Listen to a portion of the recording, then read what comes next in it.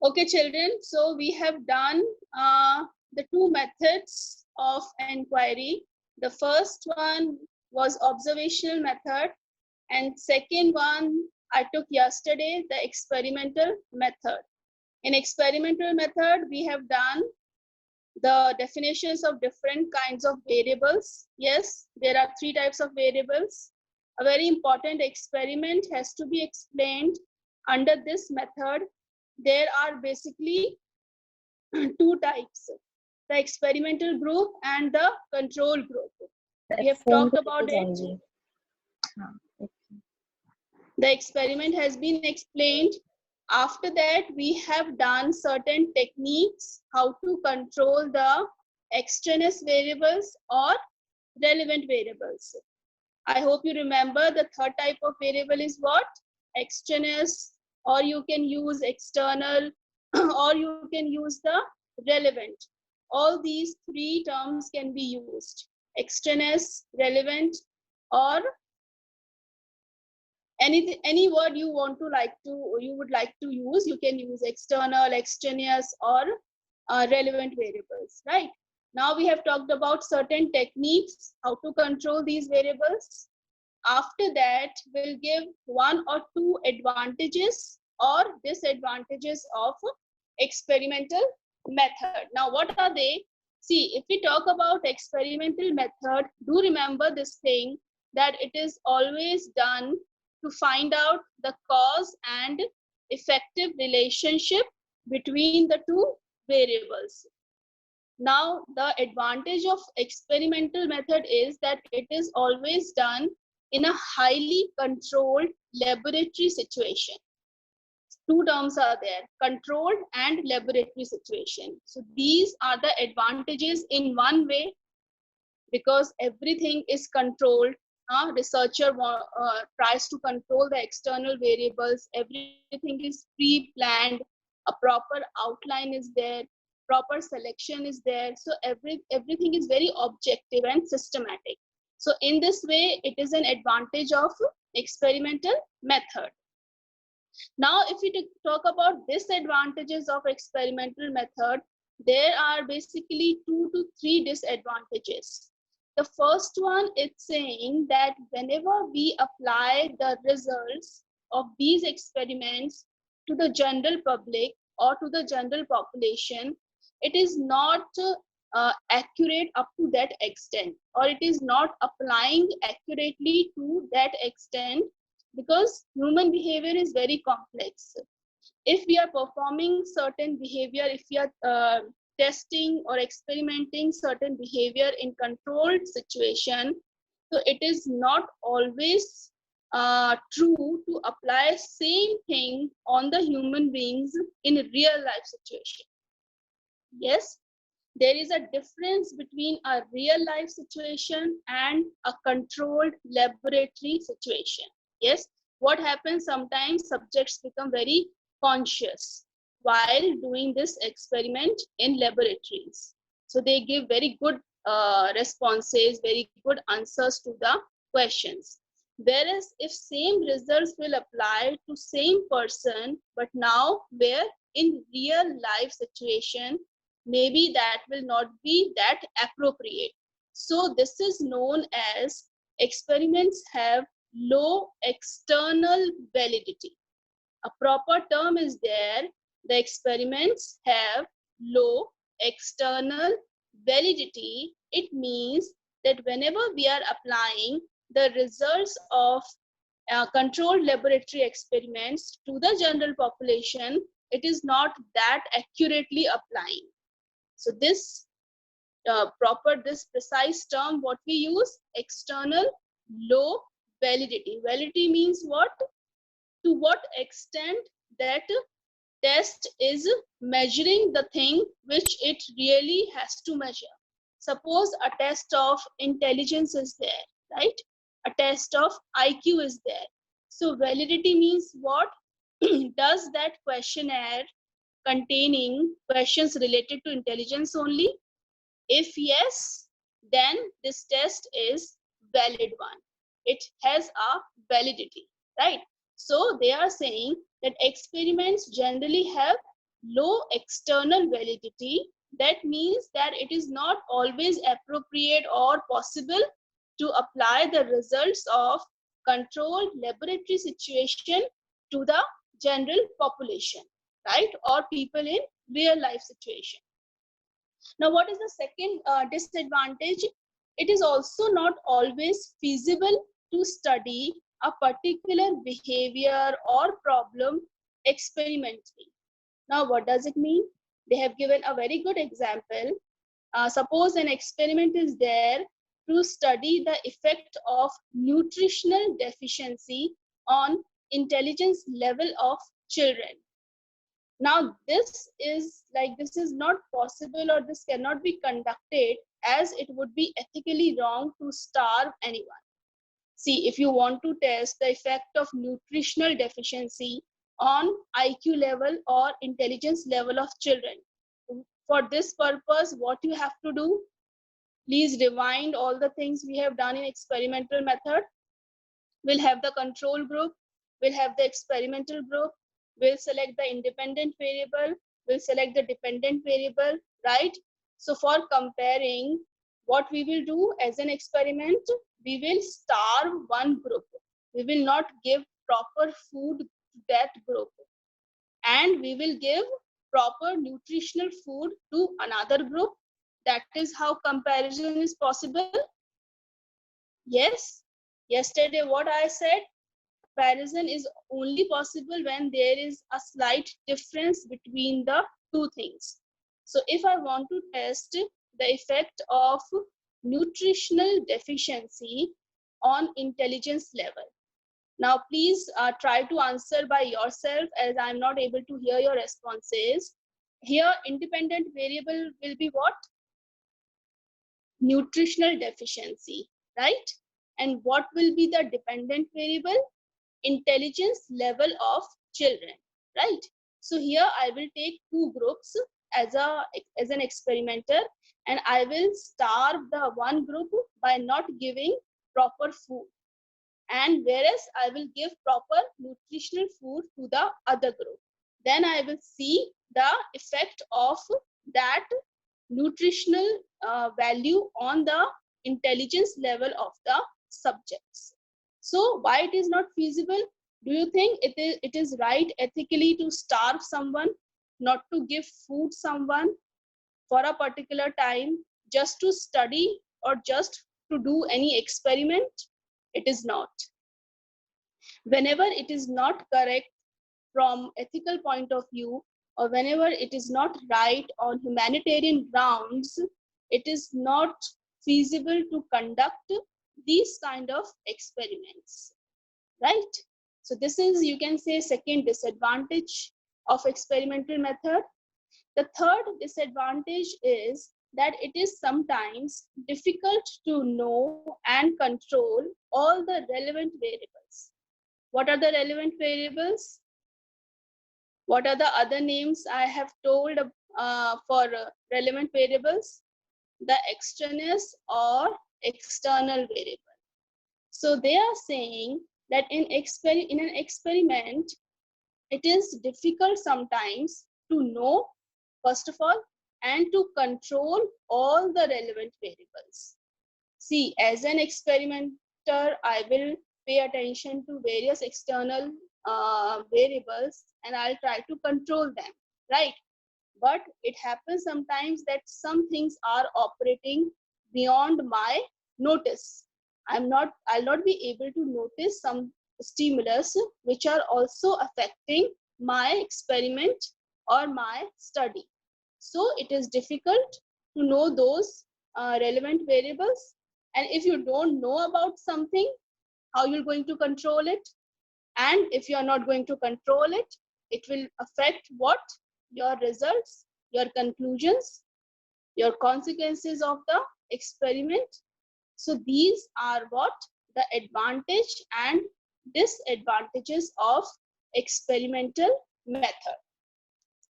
Here we complete this experimental method. Now comes next, which is also a kind of experiment only, field of experiment, or you can say field experiments and quasi experiments. Now these are also certain types of experiment.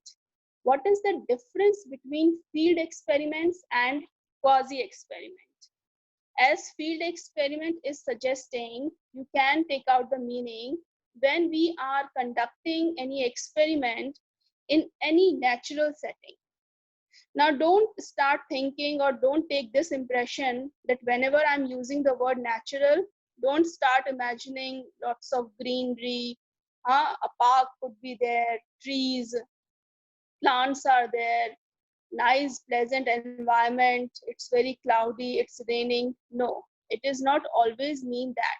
Natural settings could be your classrooms also. Natural settings could be the hospitals also. Natural settings could be any mall, any restaurant also, where the behavior is taking just as it is, very naturally. Control laboratory condition क्या हो गए? These are the artificial conditions. Why artificial? Because experimenter or researcher is creating. Natural settings already created, where human beings are behaving in a very natural manner. So whenever we feel like studying the behavior in natural settings, it is known as field experiment, right? Now let us take an example to understand this. Suppose a researcher want to conduct an experiment in the school. So natural settings will be what? School. Fine. Now the next step, the researcher may select two groups of participants. He will teach one group by the demonstration method, and he will teach the another group by the normal teaching method. The normal teaching method, that is explanation done by the teacher, yes, understanding done by the students. So general method which we are following sometimes in our school. So he wants to know the difference between the two methods. How does it affect their learning or their performance? So he may take the two groups. One group he's teaching by the practical or demonstration method, and the other group by the normal teaching method. Now, in such types of experiments, the control over relevant variables is less than what we find in laboratory experiments. All agree with this thing? Just now I said whenever we are conducting experiment in controlled laboratory situation, there are more chances to control the relevant variables. Whereas it is not possible to that extent to control them in natural settings. So this could be a disadvantage of field experiment. Yes. Also, it is more time consuming and expensive. Another disadvantage of field experiments, you can write that it is time consuming. It takes a lot of time sometimes to set up all the things, and it is expensive also. Fine. So this is all about field experiment. Now, what is quasi experiment?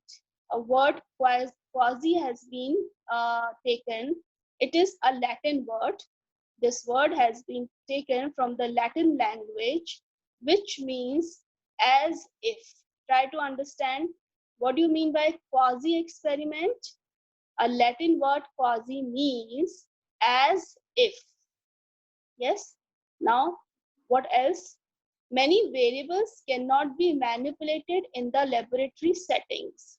See, the first thing you all remember that independent variable is manipulated, or certain changes are introduced, or certain alteration is done by the researcher. Yes. But in quasi experiment, what is the highlighting feature? That here we will not be able to manipulate the independent variable. Now a question arises, then how you're going to study, how you're going to conduct the experiment if we are not able to manipulate the independent variable? Again, manipulation is not possible, then how you're going to compare the two groups, the control group and the experimental group, as we have done in that experiment? when smoke started entering, तो control group में क्या था? No one was present. And in experimental group, 2 people were already present. So this was the independent variable manipulation we have done. Now in quasi experiment, the most important feature is that here variables cannot be manipulated as we do in the laboratory settings. What we do in this experiment, in this type of experiment, we select the variable. Please underline or write somewhere how quasi experiment is different from other experiment. In other experiment, you are manipulating the IV, independent variable. Whereas in quasi experiment, you are selecting the independent variable rather than manipulating it. Now let's take an example, very interesting, very simple example. This will make all your doubts clear. We are taking an example of quasi experimentation. In the experimental group, we can have children who lost their parents in the earthquake. Now, is it possible, children, to create the conditions of earthquake in a laboratory? Is it possible? If I say I want to study the after effects of earthquake on the people, so for that, first of all, I have to create the condition of an earthquake. But will it be possible to create the conditions in a properly controlled laboratory? No. So this is the reason we use quasi experiment. Here we are not manipulating or changing or altering. We are just selecting the things. तो कैसे हो रहा है selection इस वाले example में? That one group I have taken children who lost their parents in the earthquake, and in the control group I will take children who experienced the earthquake but did not lose their parents. Difference है. Experimental group और control group में difference होना, it's very important. Yes. So what is that difference? In experimental group, I am taking children who lost their parents in the earthquake. And in the control group, I am taking the children who have experienced the earthquake but did not lose their parents. Getting the thing? There is a difference. दोनों group में children हैं. All the children have experienced the earthquake. The experience of earthquake has been done by these children in both the groups. What is the difference? In one group, children have lost their parents during this natural calamity which they faced, but in control group, children are lucky enough they haven't lost their parents. So this is the difference also. And here we haven't manipulated anything. We have just selected the groups. We have just selected the children, right? So this is how we used to conduct experiment in quasi experiment. So this is the basic difference between field experiments and quasi experiment. The independent variable manipulation is there in field experiment, whereas it is not there in quasi experiment. What is there? Selection of variables, right?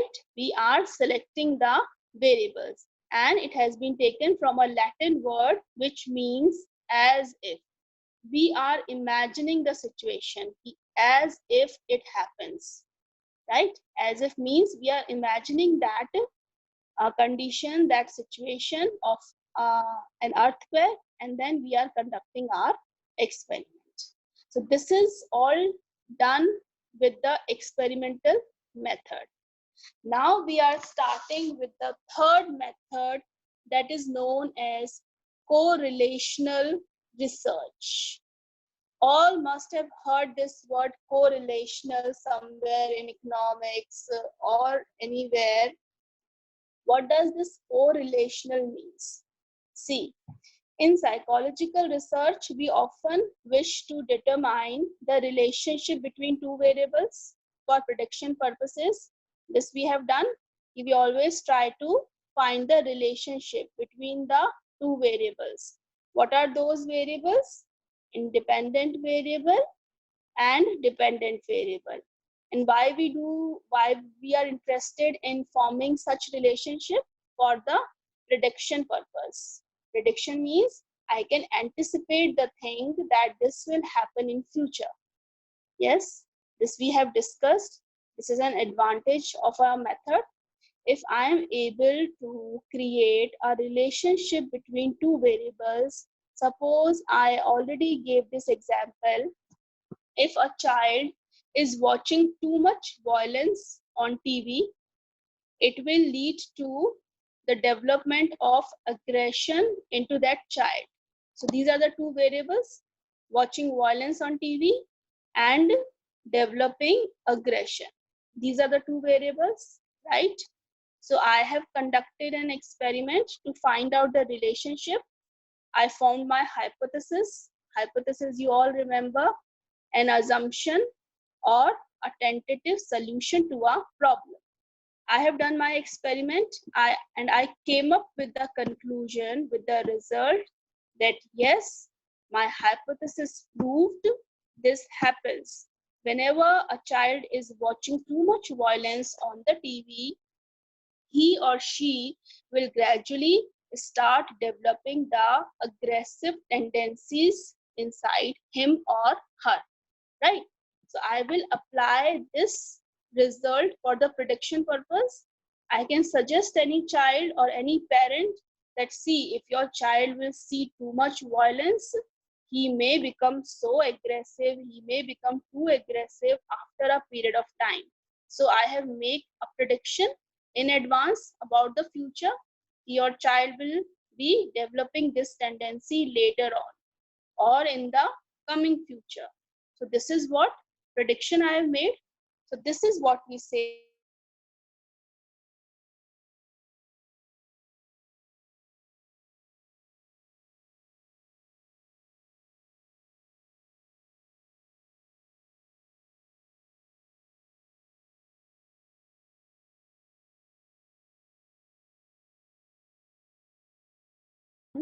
which experimental method seeks to answer, in the sense that here you do not manipulate the amount of time, right? You are not doing any change or you are not altering the amount of study time, and examine its impact on achievement. Okay, you are not doing any manipulation. What you are simply doing, you just find out the relationship between the two variables. And why we are finding? To determine whether they are associated or not. So in correlational research, what we are doing, we are not manipulating anything. We are just trying to find the relationship between the two things. Try to understand. See, in experiment, what you will do, either you will increase the amount of time or you will decrease it, right? Or sometimes you will take it as it is. What we are doing in this correlational research, we are simply trying to find the relationship between the two variables, whether they are associated or not, right? So this is known as correlational research. Another important term which is used under the same heading is correlation coefficient. Write it somewhere. Correlation coefficient.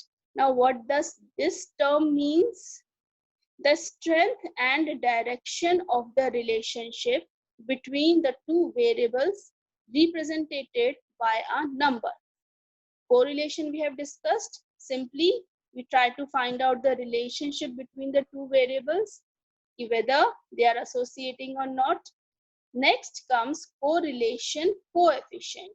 अब जब relationship we have found, now we want to know the strength and direction of that relationship. Direction का मतलब whether the relationship is positive, whether it is negative, or whether it is just neutral.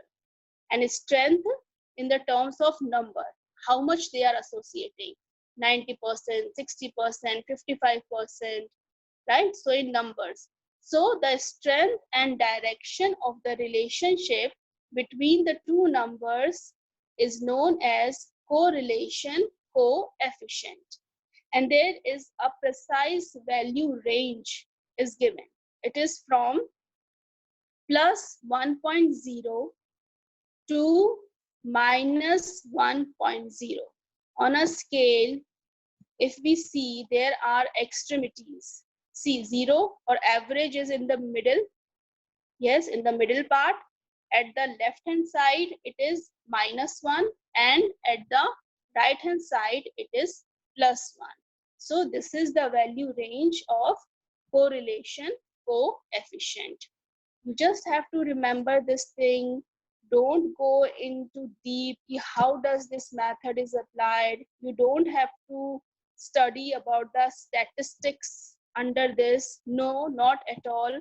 Just remember the definition, try to understand it. This is just for your understanding that how this method operates. We are not going to do the statistic part. So don't take stress. Just understand key value range goes from plus 1.0 to minus 1.0, and why we try to find out the relation to know the strength and direction of the relationship between the two variables. I hope this is sufficient for today, as time is also about to